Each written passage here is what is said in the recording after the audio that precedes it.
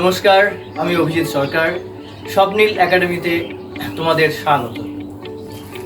শুনতে যদিও খারাপ লাগছে, তবুও বলতে হচ্ছে, পর্ষদ দ্বাদশ শ্রেণীর যে সংস্কৃত সিলেবাস থার্ড সেমিস্টার, সেখানে কিছু পরিবর্তন নিয়ে এসছে তাড়াতাড়ি। এদিকে বই তো মার্কেটে চলে এসছে, ছাত্রছাত্রীরা কিনেও ফেলেছে।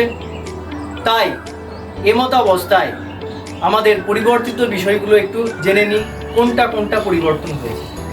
দেখো, পাঠ্যসূচি পরিবর্তনে পূর্ববর্তী আগে বিষয় ছিল শ্রীমতী।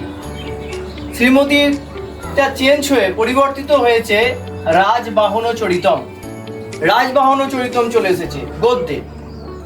পদ্যে ছিল অভ্যাস বসঙ্গম মন, যেটা শ্রীমদ্ ভগবদ গীতা থেকে নেওয়া। এইটার পরিবর্তে কি হয়েছে? যোগ কর্মসু কৌশলম। যোগ কর্মসু কৌশলম, যেটিও শ্রীমদ্ গীতারই একটি অংশ। এটা হচ্ছে পদ্যে।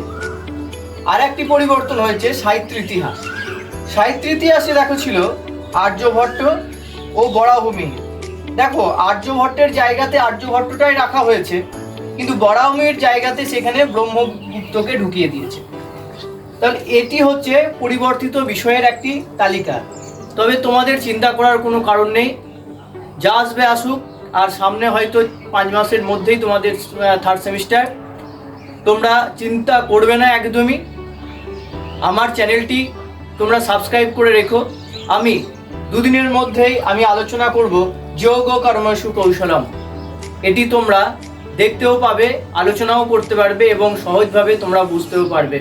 তাই তোমাদের এই সুবিধার্থে পরিবর্তিত বিষয়গুলোকে কিভাবে তাড়াতাড়ি আমরা আলোচনা করতে পারবো, সে বিষয়ে আমি আসছি বিস্তারিত বিষয়ে। অবশ্যই তোমরা লাইক, কমেন্ট এবং শেয়ার করতে ভুল করবে না। ঠিক আছে?